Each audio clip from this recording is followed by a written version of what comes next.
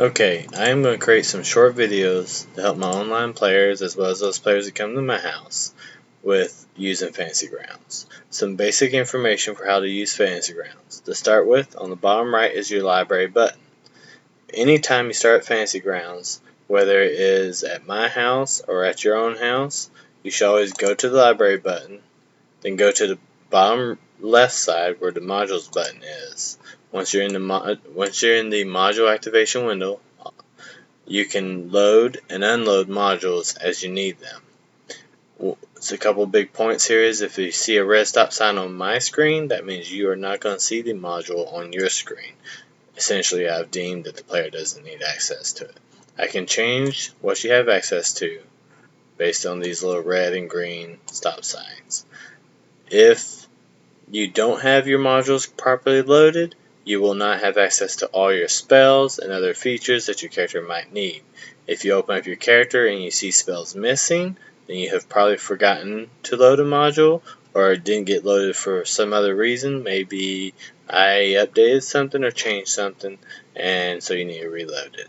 Always check that before you start your game so you don't get in the middle of the game and discover that you're missing something. On another note, a couple ones in my game specifically that you do not need to load are the D&D basic rules for players, D&D basic rules for DM. As a matter of fact, I'm going to go ahead and just mark those with red stop sign from here out.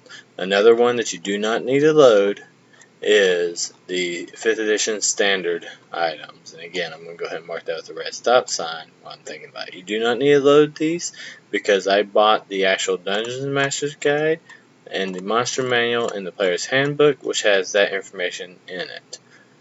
Let's see. As for what to load, you can generally speaking load any and all of them that you have access to. There's really no harm. The only thing that will do is it might cause a little clutter if you load something you don't really need.